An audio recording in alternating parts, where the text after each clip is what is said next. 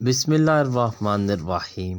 جب ہم اللہ رب العزت سے دور چلے جاتے ہیں تب وہ ہمیں اذیت یا دکھ نہیں دیتا، بس ہمیں خالی کر دیتا ہے، خود سے خالی۔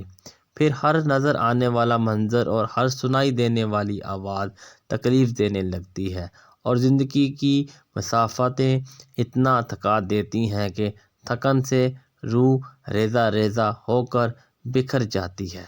بس ہم ٹھہر جاتے ہیں، اور وہ ایسا ٹھہراؤ ہوتا ہے جب ہم جوابات تلاش نہیں کرتے، بس اللہ رب العزت کے فیصلوں پر چپ چاپ سر جھکا لیتے ہیں۔ پھر ہم کسی کے بھی لوٹ آنے کا انتظار نہیں کرتے، بس اللہ کے ہمیں تھام لینے کے منتظر ہوتے ہیں۔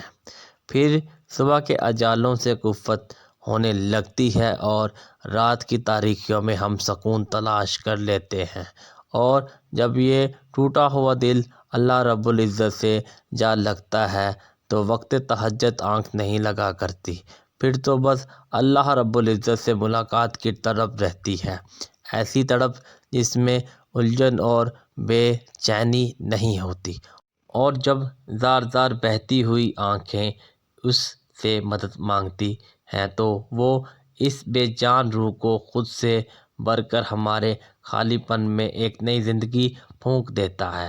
جو دل ٹوٹ کر تہجد کے سجدوں میں اللہ رب العزت کو پا لے، وہ پھر کسی کو کھونے سے نہیں ڈرتا۔ انسان کی محبت تو کمزور کرتی ہے، لیکن اللہ رب العزت کی محبت ہمیں پھر سے مضبوط بنا دیتی ہے۔